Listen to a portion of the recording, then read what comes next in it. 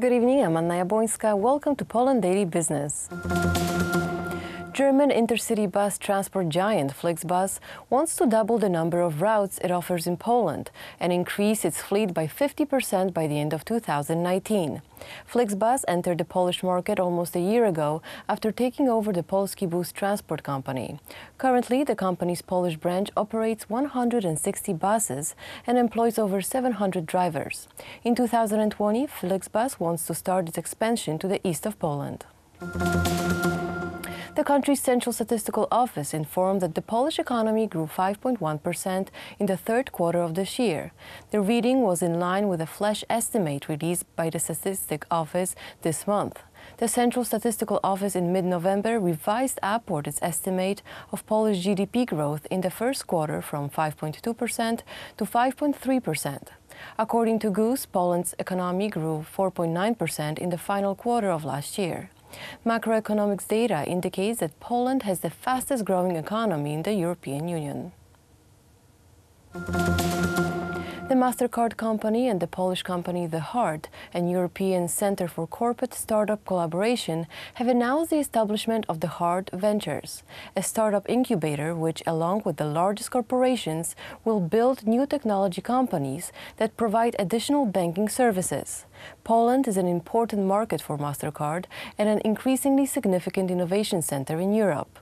MasterCard, together with The Heart and invited partners, will build new companies and open global markets to them. The company announced that the first 5 companies will launch next year. Thank you for watching Poland Daily Business. Coming up next, Aleksander Wierzejski and his guest. Good night. You're watching Poland Daily Business Edition. Tonight our guest is Marcin Roszkowski of Jagiellonian Institute and Business Alert. Sir, welcome to the show.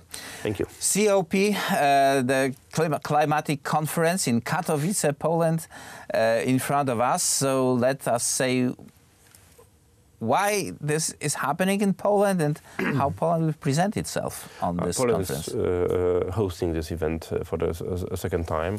What is important is that a general meeting of countries and of stakeholders will decide and discuss how to manage the climate change and the approaches that need to be taken to reduce the human impact on the climate.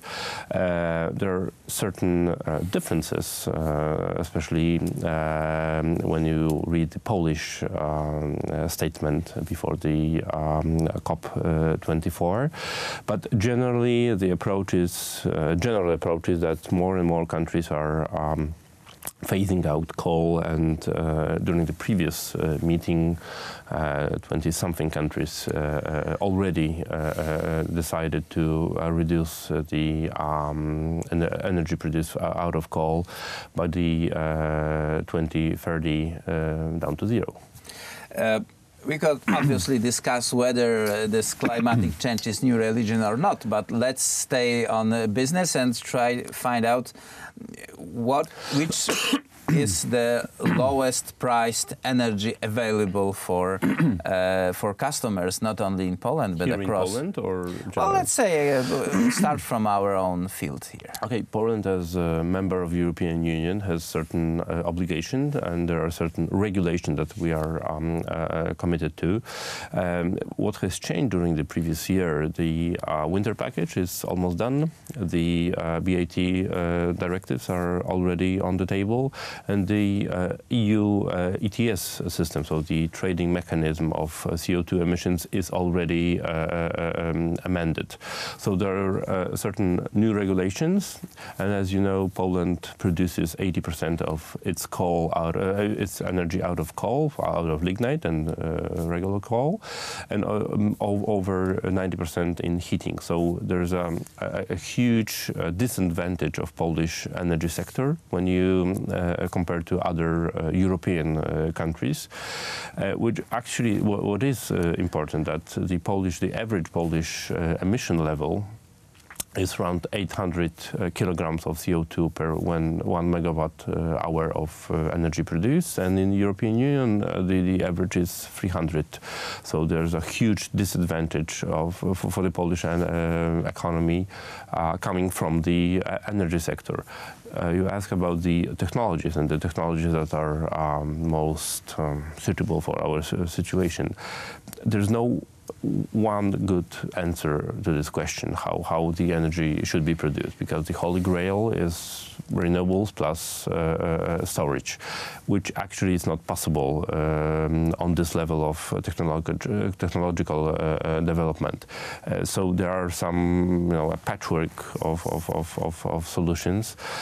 One for Poland, and that's not the discussion is probably already done, is offshore. So wind on our coastlines, but it will be available in mid of 2025, 2023, and the capacity available there is at least up to 10 gigawatts of installed capacity. But do we see the prices for new windmills declining?